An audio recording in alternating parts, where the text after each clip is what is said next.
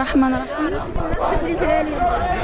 أنا اسمي وفاء وجاي عشان خاطر أقول للسيسي وأثبت له إن إحنا شعب ما بنجيش أبدا أبدا بالعافية، ولا بنيجي أبدا أبدا بلوي الدراع، ولا بنيجي أبدا أبدا بالغصب.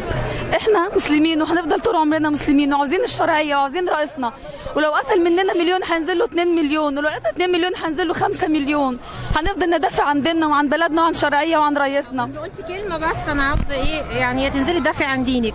هو إيه العلاقة ما بين الدين وما بين إن مرسي مشي أو قعد أو كده؟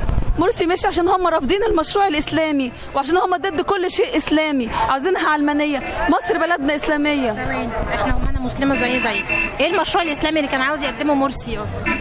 كتير جدا عملوا مرسي اسلامي، ان هو يعمل مشروع قناه السويس، ان هو يعمل مشروع التابلت المصري، ان هو ينتج عربيه مصريه، ان هو يقول نسعى ان ننتج سلاحنا وغذائنا ودوائنا، ان هو يزرع قمح، ان هو مدام ايه؟ وفاء. لا مدام. طب مدام وفاء، انا بس بعمل بالراحه. بتقولي دلوقتي هو ضد المشروع الاسلامي، قناه السويس والحاجات دي كلها يعني اقتصاد. اوكي اقتصاد، بس مين اللي عامله؟ مين اللي عامله؟ واحد مسلم.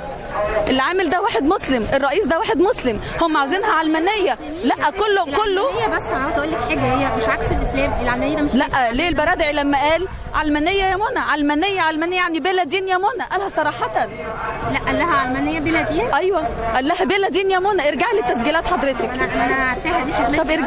طب ارجعي لو هتلاقيها كده، وفي كل كلامه وفي كل لقاءاته وفي كل تصريحاته بيقول بلا دين، علمانيه بلا دين.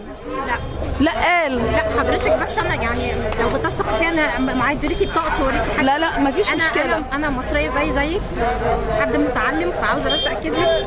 وانا الكلام ده انا سمعته. لا انا سمعته بوداني وعلى النت في اكتر من بقولك ان هو العلمانيه مش عكس الاسلام يعني. طب سيري ده معلش ونتكلم شويه. انا مش عايزه اسجل لحد بس عايزه اكلمك. ما هو انا بشتغل فما عنديش وقت ان انا اقعد اتكلم بره الكاميرا. بس فعلا هو قال كده علمانيه يا منى 3 مرات، قال لها بلا دين يا منى، قال لها كده. حضرتك ارجعي لها. خلاص. ايوه. واللي بيقول ماله ربنا بالسياسه ده كان واللي بيقول ايه داخل الدين بالسياسه؟ كل بتوع تمرد مثلا، واللي بيقول لك انا لو ربنا بيقول لك يوم 30/6 نهايه الاسلام غصب عن الله ورسوله، ودي تويتات موجوده على تويتر. مين اللي قال كده؟ دوما واسمه ايه دوت جورج اسحاق. 30 يونيو. لا جورج اسحاق والمسيحيين كلهم على النت قالوا الكلام ده، ورجعي للتويتات كلها موجوده. رجعت لها كلها حضرتك كلها. سبحان الله. واحنا عندنا نت غير حضرتك؟ ما هو متفبركه كلها. مش ازاي متفبركه؟ يعني انا ازاي انت مقتنعه انها متفبركه؟